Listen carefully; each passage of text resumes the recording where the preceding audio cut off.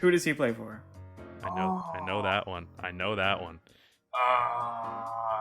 Is it I need an answer. the Rockets?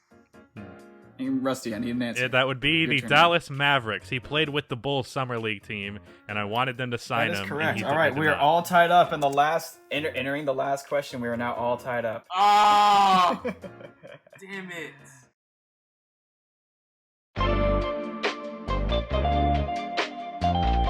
Before this video starts, yes, I cut my own hair.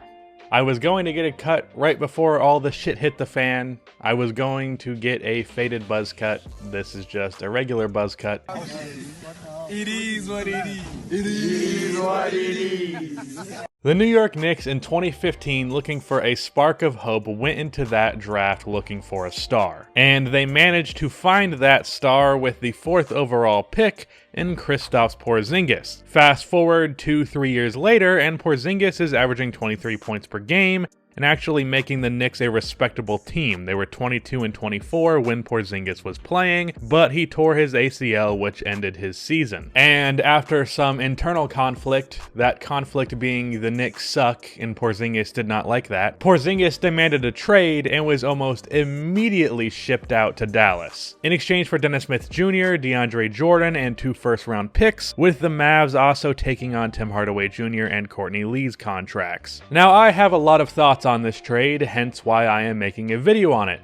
But before we get on to that, if you like this video, there are many more like it to come in the future and many more like it already on the channel, so subscribe if you enjoy and also drop a like because it really helps me out. Also, there is a new episode of the Hoopscast out. Me and Mojo did a Who He Play For competition and it was one of the most fun episodes we've done, so go check that out, link will be in the description. But with that said, this trade was immediately controversial. However, with how many crazy moves happened in this offseason, I don't think people have really properly talked about this move and the actual idiocy of this trade. That's right, I just did a 2K Saturday video where I talked positively about the Knicks, so now I have to do a 10 to 13-minute video of pure Knicks slander. It's the circle of life. So let's take a look back at this trade and talk about why everyone involved in the Knicks organization is an idiot.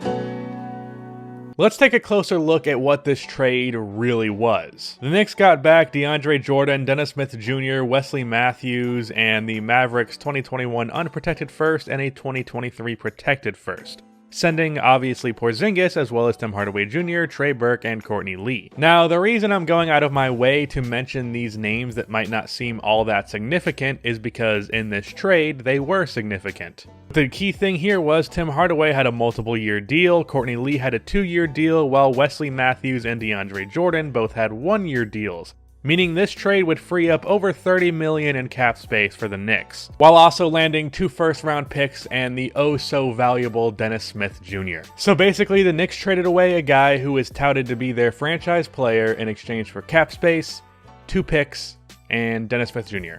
So now I guess let's break down those 3 elements, the picks, the cap space, and the Dennis Smith Jr. First things first, let's talk about the picks, because this is what Knicks fans often use to justify this trade, as well as one other line that we're going to be talking about at the end. The 2021 first will likely amount to be around the mid to late 20s. The pick in 2023 will very likely be in the same boat, provided nothing goes wrong. But even if something does go wrong and the Mavericks suck, that pick is protected, so you fucked yourself there. Most likely here, you are getting the 25th pick and the 15th pick, which is not nothing, but it's certainly not a huge sweetener for a franchise player, especially with how shit the Knicks are at drafting. Now let's talk about Dennis Smith Jr. This is unfortunately a tragic tale, so it only makes sense that the Knicks would elevate that tragedy by adding him to their roster. Dennis Smith had an okay rookie year in Dallas. He was inconsistent as hell, but he averaged 15 points, 4 rebounds, and 5 assists, but he shot 40% from the field with a 47% true shooting percentage. His biggest issue was his poor shooting. He shot below 70% from the free throw line and 31% from 3,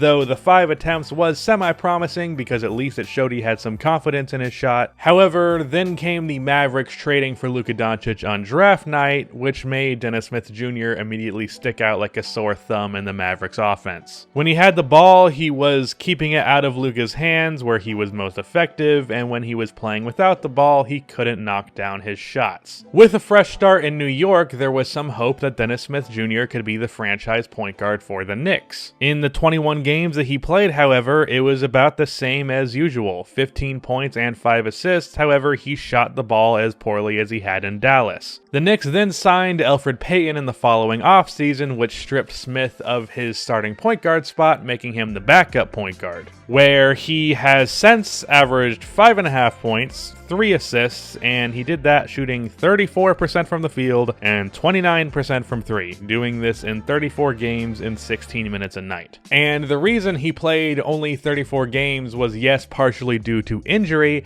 but many of those missed games were DNP coaches' decisions, with many more likely to come, because as this season was closing, he had 2 DNPs in a row, and it looked like he was not going to be finding any time anytime soon. If you're finding it difficult to find minutes on this Knicks roster, I think that says enough. Also, on top of everything else, injuries have been an issue for Smith. He played 69 games in his rookie year. Nice. He played 53 in his second year, and he was injured from one thing or another all of this season. So, I think it's safe to say that he's a bust. But now let's talk about the cap space. This was the main reason the Knicks made this trade. They did this in an attempt to sign Kevin Durant and Kyrie Irving in free agency, while hopefully drafting Zion Williamson in an attempt to create a super team in New York. Now, there are many issues with this, but number one, motherfucker, what? This is some cracked up, half-baked theory that not even most NBA fans would come up with, let alone the executives of a franchise. It is fucking ridiculous that they went all in on this like it was even realistic in the first place. The issue with this, among many issues, is that you were putting all of your eggs into one basket with going for superstar free agents. You're basing the entirety of the future of your franchise on free agency. That is fucking stupid. You traded your franchise player for the chance of signing Kevin Durant and Kyrie Irving. The chance. What's even dumber here is that the Knicks somehow thought that they were an appealing landing spot for top free agents. They seem to think that the allure of New York is enough to carry them into landing some top guys. That has never been the case, because every other aspect of this franchise has not been there. The culture of the Knicks was basically nothing, or at the least nothing positive. They also had an absolute douchebag of an owner. Oh shit, did I say that? Am I banned from going to Knicks games now, James Dolan? It would be such a shame if I never got to see that product live. So all 3 elements of the return for Porzingis fall flat on their face when you give them even the slightest amount of scrutiny. But now let's talk about the 2 main defenses and justifications that Knicks fans make for this trade. The first one is an easy one to shut down, as is the second, but we'll get into that in a minute. The justification often is, well, Kristaps Porzingis just simply isn't that good. And I would agree that at the time, both in the present and talking about his future,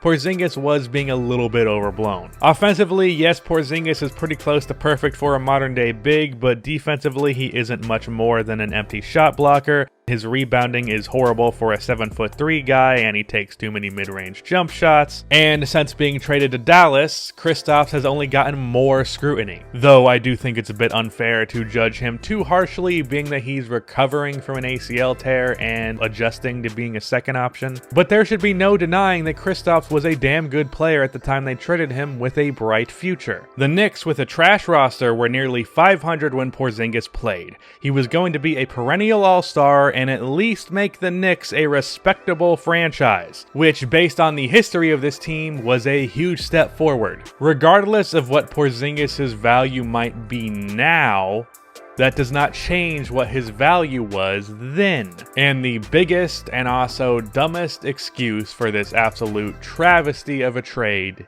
is, well, the Knicks had to trade Porzingis because he demanded a trade. A few things with that. First of all, no, they didn't. Porzingis had another year on his deal with him being a restricted free agent after that. You could have attempted to mend that relationship instead of trading him a few hours after he asked for it. It's not like Porzingis was on a one-year deal going to be an unrestricted free agent. You could have tried, for God's sakes. Kobe Bryant demanded a trade from the Lakers in 2007, but rather than panicking and immediately making a move, the Lakers held off and tried to make it work, and then Kobe proceeded to win 2 championships for the Lakers in the next 2 years because the Lakers weren't fucking stupid. And most importantly, even if the Knicks did have to trade Porzingis, which they did not, that's not an excuse for making a bad trade. Just because the Suns had to trade TJ Warren to free up cap space doesn't mean they had to trade him for nothing but cash considerations. Being forced to make a trade is not an excuse to make a bad trade. Plenty of teams have been forced to make a trade and still came away with good deals. Hell, the Pelicans last offseason were literally forced to make a trade with just one team because AD said he would leave any team that traded for him besides for the Lakers, and they still came out with a fantastic deal. We had to make the trade is not an excuse for making a bad trade. It just isn't. So that's why the Knicks fucking suck, in case you needed me to tell you that. That's the end of this video. Please be sure to like and subscribe for more NBA content like this, and cue the outro music.